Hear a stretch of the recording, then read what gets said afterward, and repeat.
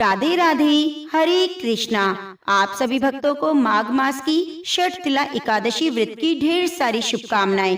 लक्ष्मी नारायण भगवान की कृपा सदा सर्वदा आपके जीवन में बनी रहे। यह एकादशी आरोग्यदायिनी एकादशी कहलाती है। इस व्रत को करने से जानते हुए भी किए गए पाप कर्म नष्ट हो जाते हैं। इस व्रत के पुण्य प्रभाव से जन्म जन्मांतरों के पाप नष्ट हो जाते हैं। दुर्भाग्यता, दीनता, दरिद्रता का नाश होता है। षटतिला एकादशी व्रत में तिल के 6 प्रकार के प्रयोग बतलाए गए हैं। इस दिन तिलों से उपटन, तिल स्नान, तिल हवन, तिलों का पान, तिलों का आहार और तिल दान, ये षट कर्म यानी कि 6 प्रकार के कर्म करने का विधान है। इस दिन खासकर लक्ष्मी नारायण भगवान की गंध, पुष्प, दीप, धूप आदि से पूजा करनी चाहिए और साथ ही पेठा, नारियल, सीताफल, सुपारी आदि से भगवान की विधिवत पूजा करनी चाहिए। उसका जो कि द्वादशी तिथि के दिन दान करना चाहिए। अत्यंत पुण्य फलों की प्राप्ति होती है। खासकर भगवान को गुड़ और तिल से बनी हुई चीजों का भोग लगाना चाहिए और उसे प्रसाद रूप में ग्रहण भी करना चाहिए। माघ मास के कृष्ण पक्ष की एकादशी तिथि प्रारंभ होगी 13 जनवरी 2026 को मंगलवार दोपहर 3:19 पर और जो कि समाप्त होने जा रही है 14 जनवरी बुधवार को शाम 5:54 पर एकादशी तिथि की समाप्ति होगी। तो सूर्य उदय होने के कारण ही इस बार एकादशी 14 जनवरी बुधवार को की जाएगी।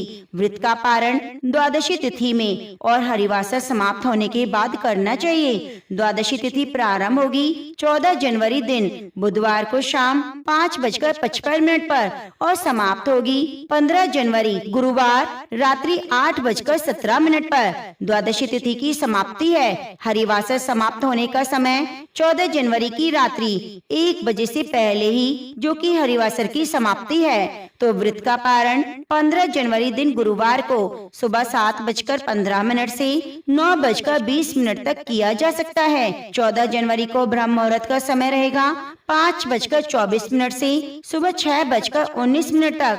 सूर्य उदय का समय रहेगा 6:45 से शाम सूर्य अस्त होगा 5:28 पर। प्रातःकाल पूजा का शुभ मुहूर्त 7:15 से सुबह 8:33 तक रहेगा। शाम को पूजा का शुभ मुहूर्त 4:26 से शाम 5:45 तक रहेगा। उसके बाद फिर शाम 7:26 से रात्रि 9:07 तक होगा। 14 जनवरी को राहु काल का समय दोपहर 12:07 से 1:27 तक रहेगा और 15 जनवरी को दोपहर 1:28 से दोपहर 2:48 तक रहेगा। राहु काल समय के दौरान कोई भी शुभ कार्य नहीं करने चाहिए, इस बात का ध्यान रखें। 14 जनवरी को नक्षत्र अनुराधा होगा, जो कि अगले दिन सुबह 3:43 पर ज्येष्ठ नक्षत्र होगा। योग खंड शाम 7:55 से उसके बाद बुद्धि योग होगा। जो भी एकादशी का व्रत धारण करने वाले हैं उन्हें एकादशी व्रत के लिए दशमी के दिन से ही नियमों का पालन करना चाहिए। दशमी तिथि के दिन सूर्य अस्त होने से पहले भोजन कर लें। रात्रि ब्रह्मचर्य का पालन करें। भगवत नाम का स्मरण करते हुए एकादशी व्रत का स्मरण करते हुए सोना चाहिए। एकादशी की सुबह ब्रह्म मुहूर्त में उठकर नित्य क्रियाओं से निवृत्त होकर गंगा नदी में स्नान करें, जो कि माघ के महीने में बड़ी पुण्यदायी है। परंतु गंगा नदी में स्नान करना हर किसी के लिए संभव नहीं, तो इस दिन घर पर ही नहाने के जल में गंगा जल मिला लें और गंगा माता का स्मरण करते हुए स्नान करें। शुद्ध वस्त्र धारण करें और सूर्य नारायण भगवान को अर्घ दें और व्रत का संकल्प लें। भगवान विष्णु से प्रार्थना करें, हे भगवान, आज मैं माघ मास के कृष्ण पक्ष की षटतिला एकादशी का व्रत धारण करने जा रही हूँ या जा रहा हूँ। इस प्रकार से भगवान से प्रार्थना करें कि मेरा व्रत निर्विघ्न पूरा हो। जब भी भगवान से प्रार्थना करते हैं तो व्रत का संकल्प लेते समय अपने नाम, गोत्र, स्थान का उच्चारण करते हैं। भगवान से कहें, मेरा व्रत निर्विघ्न पूरा हो, पुण्य फलों की प्राप्ति हो। आपके मन में जो भी इच्छा हो, कामना हो, वे भगवान से कहें। यह भी निश्चित करें कि आप एक समय भोजन करेंगे, फलाहार लेंगे, बिना नमक का लेंगे या नमक का लेंगे, या किस चीज से आप व्रत करेंगे।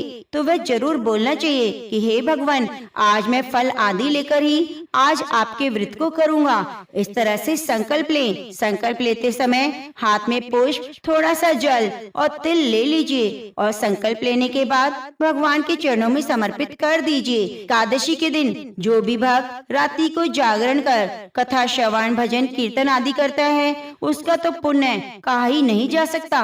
कहते हैं 1000 अश्वमेघ यज्ञ के बराबर फल की प्राप्ति होती है। भगवान का सुबह के समय, शाम के समय पूरे विधि विधान के साथ गंध, पुष्प, दीप आदि से भगवान की पूजा करें। भगवान को इस दिन गुड़ और तिल का बनी हुई वस्तुओं का भोग जरूर लगाएं और जब भी भोग लगाएं भगवान का पूजन करें तो तुलसी दल अवश्य ही अर्पित करें। भगवान को इस दिन अक्षत यानी कि चावल नहीं चढ़ाया जाता।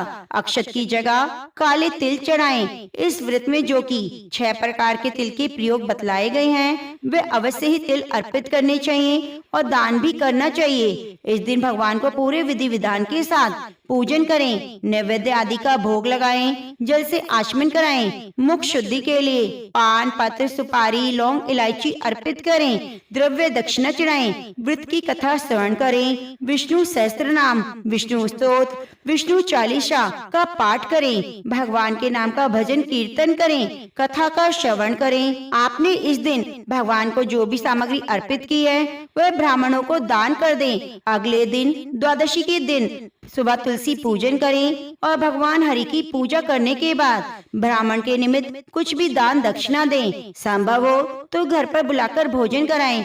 अगर ऐसा संभव नहीं है तो ब्राह्मण देवता के निमित्त मंदिर में भी दान किया जा सकता है और इस दिन चावल का दान जरूर करना चाहिए। भगवान को खिचड़ी का भोग लगाना चाहिए। भगवान को खिचड़ी बनाकर भोग लगाएं। खिचड़ी का दान करें। चावल का दान करके ही अपने व्रत का पारण किया जाता है और चावल से ही अपने व्रत का पारण करें। जब आप अन्न ग्रहण करें तो चावल ही लें। एकादशी के दिन ब्रह्मचर्य का पालन करना चाहिए। किसी के ऊपर क्रोध नहीं करना चाहिए। ईर्ष्या द्वेष का भाव नहीं लाना चाहिए। भगवान विष्णु के नामों का स्मरण करते रहना चाहिए। आप इस दिन ओम नमो भगवते वासुदेवाय, हरे कृष्ण कृष्ण कृष्ण हरे हरे, हरे राम राम राम हरे हरे, ओम श्री राधा कृष्णाय नमः, राधे राधे राधे राधे, कृष्ण कृष्ण कृष्ण कृष्ण, गोविंद गोविंद गोविंद गोविंद जैसे भगवान के नामों का उच्चारण कर सकते हैं। तो प्रिय भक्तजनों, आपको छोटी सी जानकारी कैसी लगी आप हमें कमेंट बॉक्स में जरूर बताइएगा। और हमारे चैनल पर एकादशी की कथा भी अपलोड की जाएगी और रोज की कथाओं को सुनने के लिए हमारे चैनल को सब्सक्राइब कर लीजिए और बगल में बनी घंटी को दबा लीजिए। धन्यवाद।